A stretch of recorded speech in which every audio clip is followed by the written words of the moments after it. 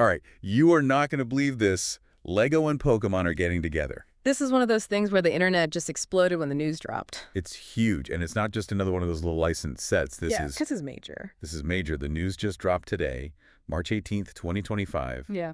And Kotaku. Oh, yeah. The gaming news site, they're all over it, and Lego's being so secretive, just teasing a collaboration for 2026. Right. No details on sets, no pricing, nothing. Which is smart because it just fuels the speculation more, and you can already bet pre-orders are going to sell out instantly. People are going to be reselling them on eBay for crazy prices. Oh, it's going to be pandemonium. I can already see it. Oh, yeah. And what makes this even more interesting is that 2026 is Pokemon's 30th anniversary. Oh, wow. What perfect timing for a major collaboration. Talk of perfect timing.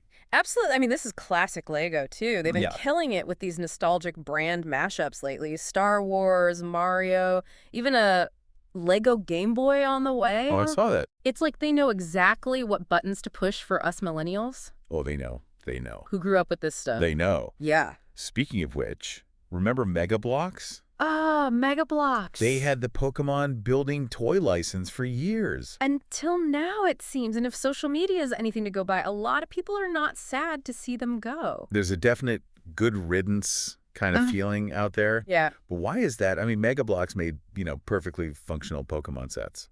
It comes down to brand perception. Lego has this aura of quality, creativity and collector's value that Mega Bloks, fairly or not, just never really achieved. It's like the difference between getting the store brand cola versus the real deal. You know what? That's a great point. Yeah. And don't forget to like and subscribe to the channel so you don't miss the rest of this deep dive. Yeah. Where we unpack even more of this Lego Pokemon news. But honestly, even I had those Mega Bloks Pokemon sets growing up, and while they were fine... There's just something about Lego, right? There's just something about Lego. That satisfying click of the bricks, the endless possibilities for building. It's magical. Yeah. But this whole situation with Mega Bloks losing the license has me wondering, is brand loyalty as powerful as it used to be? What do you think? That is a fascinating question. On the one hand, we are seeing brands like Lego leverage nostalgia and, these clever collaborations to build incredibly loyal fan bases.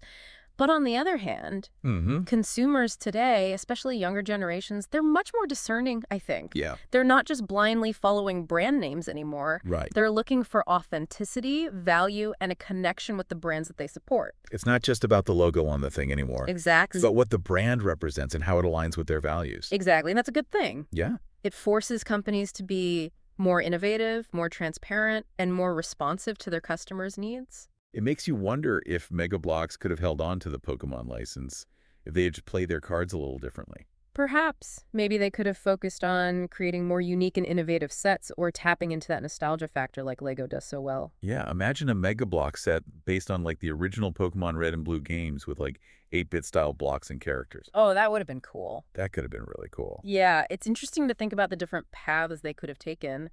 But for now, it's Lego's time to shine. And speaking of shining, what are you hoping to see from these Lego Pokemon sets?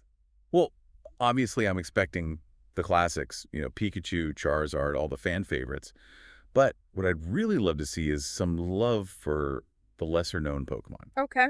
Give me a Lego Wooper, a Lego Snorlax, maybe even a Lego Mr. Mime. I love that idea. It would be a great way to appeal to the hardcore fans, the ones that have been there from the beginning. And from a collector standpoint, those rare sets would be incredibly valuable. Can you imagine the eBay frenzy? Ultra rare first edition. Lego Mr. Mime, mint condition, never opened. Oh, the mind boggles. The mind boggles. But let's step back from this whole Lego Pokemon phenomenon. It's not just about toys, is it? I don't think so, no. What do you mean? I think it speaks to something larger, something about our relationship with pop culture, with nostalgia, and with brands in general. That's a great point. If you think about it, this is just the latest example of a growing trend. We're seeing nostalgic reboots and remakes everywhere, from movies and TV shows to video games and, yes, even toys. Exactly. And it makes sense. I mean, we live in a world that's constantly changing, often in unsettling ways. Nostalgia offers a sense of comfort. Yeah. A reminder of simpler times. Like a warm, fuzzy blanket on a cold night. Yeah, and companies know this. They're tapping into that feeling to create products that resonate with us on a deeper level. I mean, it's smart marketing. Right. But it also speaks to a genuine desire for something familiar, something that connects us to our past. And that's where the brand loyalty piece comes in. When a brand consistently delivers on that promise of nostalgia, of quality, of capturing that feeling we're looking for, we become attached. Yeah. We want to support that brand, be a part of that community. It's like how some people swear by a certain brand of coffee or a certain brand of jeans. Right. It's more than just the product itself. It's the feeling it evokes, the connection it represents. Precisely. And I think that's a key takeaway from this whole Lego Pokemon situation. It's a reminder that brands have power, but that power ultimately comes from us, the consumers. It's a two-way street. It is a two-way street. Brands need to earn our loyalty, and we need to be mindful of the brands that we choose to support. And if you are digging this deep dive into the world of Lego, Pokemon, and the psychology of brand loyalty, make sure you hit that like button and subscribe to the channel. We love having you along for the ride. But let's shift gears a bit. This Lego collaboration has got me thinking about the actual design challenges. How do you translate the organic, often very complex designs of Pokemon into Lego form? That's a great question, and one I'm sure the designers at LEGO are wrestling with as we speak. I mean, some Pokemon are pretty straightforward, like Pikachu. But what about something like Gengar, with its shadowy, amorphous form? That's where the real innovation comes in. I mean, LEGO has been pushing the boundaries of what's possible with their bricks for years now, using increasingly complex techniques to create curves, angles, intricate details. Like that incredible Lego globe that they released recently. Exactly, and I think we'll see a similar level of ingenuity applied to these Pokemon sets. They'll need to find clever ways to capture the essence of each Pokemon using the limited vocabulary of LEGO bricks. And let's not forget about the playability factor. Of course. These sets can't just be cool to look at. They need to be fun to build and interact with. Absolutely. That's what makes LEGO so special, that blend of creativity, engineering, and play. And I'm confident they'll find a way to bring that magic to the world of Pokemon. It makes you wonder if they'll incorporate any special features like light-up bricks for Pokemon attacks or moving parts for dynamic poses. Oh, the possibilities are endless, and that's what makes this whole thing so exciting. We're on the cusp of something truly special, a merging of two iconic brands that has the potential to be greater than the sum of its parts. And it all circles back to that question of nostalgia, doesn't it? Yeah. Lego and Pokemon, they both evoke a sense of childlike wonder, of imagination and adventure. Combining those two worlds is just a recipe for pure joy. And potentially a whole lot of money for LEGO and Pokemon. Oh, absolutely. But beyond the financial aspects, I think this collaboration speaks to a deeper human need, a desire to connect with something bigger than ourselves, something that brings us joy and reminds us of who we are at our core. Beautifully put. And speaking of connecting, if you're enjoying this deep dive, don't forget to like and subscribe. Yeah. We would love to have you join our community of curious minds. But let's get back to the practicalities for a moment. Who do you think the target audience for these Lego Pokemon sets will be? Is it just for kids, or are they aiming for adult collectors as well? That's a crucial question, and I think the answer is both.